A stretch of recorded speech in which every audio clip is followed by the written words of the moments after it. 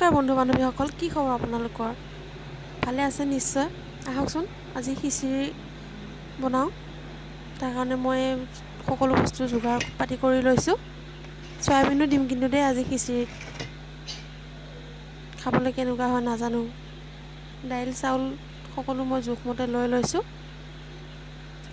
সকলো ধুই পখালি এতিয়া ৰেডি কৰি লৈছোঁ খিচিৰি বনাবলৈ। গেছত বহাই দিছোঁ প্ৰেছাৰ কুকাৰতে বনাম কিন্তু দেই।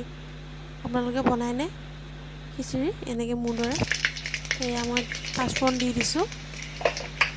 তেলটো পকাৰ লগে লগে পাঁচফোৰণ দি দিছোঁ। তাতে তেজপাত দুখিলা দি দিছোঁ আৰু দি দিম এতিয়া নহৰু কিন্তু মই গোটা নহৰু এনেকৈ তেলত দি খাই বহুত ভাল পাওঁ। ভাল গোন্ধ এটা ওলায়। অলপ পিছতে দি দিম মই এতিয়া পিঁয়াজ।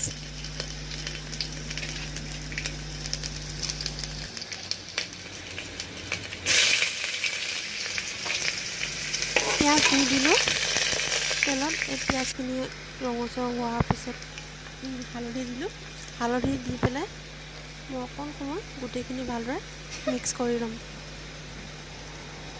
হালধি আৰু অকণমান দি দিছোঁ। পৰিমাণ অনুসৰি বস্তুখিনি যিমান হয় তাৰে পৰিমাণ অনুসৰি হালধি দি পেলাই মই এতিয়া গোটেইখিনি ভালদৰে মিক্স কৰি ল'ম। মিক্স কৰি লোৱাৰ পিছতে আমি এতিয়া ইয়াতে দি দিম চয়াবিন দি দিলোঁ। চয়াবিনখিনি এতিয়া তেলতে ভালদৰে ভাজি ল'ম। হালধিখিনি ভালদৰে মিক্স হোৱালৈকে গোটেইখিনি বস্তু মিক্স কৰি পেলাই ভালদৰে ভাজি ল'ম।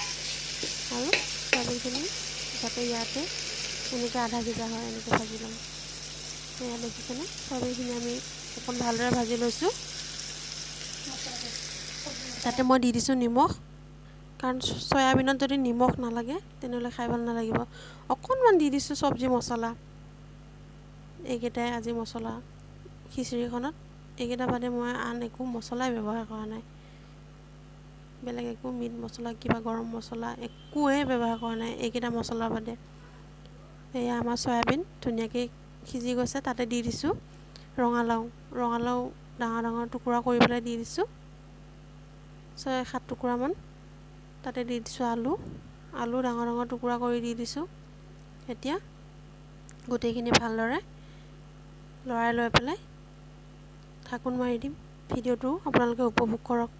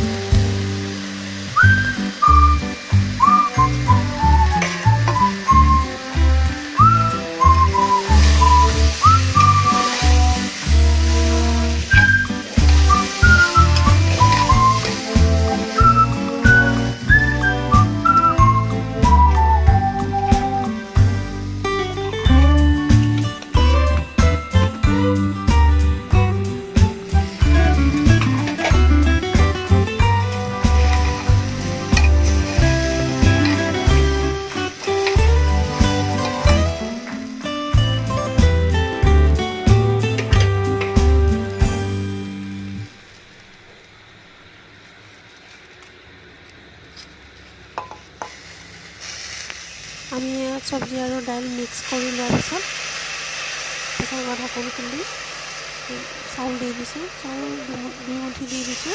4 মুঠি দাইল দিছিলোঁ। 4 মুঠি অলপ দাইল দিছিলোঁ। তাতে 2 মুঠি চাউল দিছোঁ। দি পেলাই ভালদৰে মিক্স কৰি লৈ এয়া পানী দি দিছোঁ। পানী জোখটো কিন্তু ভালদৰে চাব দেই, কেৰাহীত বনালেও বেলেগ কথা, প্ৰেছাৰ কুকাৰত বনালে আকৌ পানী জোখটো যদি ঠিক নহয় তেনেহ'লে খিচিৰি গুচি কিবা হ'বগৈ। এয়া পানী জোখটো ভালদৰে চাই লৈ ঢাকোন দি দিম। মই খুব বেছি 4টা চিটি দি পেলাই প্ৰেছাৰ কুকাৰ গেছটো অফ কৰি দিম। তাৰপিছত আমাৰ খিচিৰি খাবলৈ ৰেডি হৈ যাব। এয়া আমাৰ খিচিৰি ৰেডি হৈ গ'ল, দেখিছেনে মই পানী ঠিক জোখত দিছিলোঁ যে। এয়া খিচিৰি এইটো এনেকুৱা জোখত হৈছে, ইমান পনীয়াও নহয় ডাঠো নহয়, এনেকুৱা জোখত হৈছে। এতিয়া গৰমে গৰমে পাপৰ আচাৰ সৈতে খাম আৰু।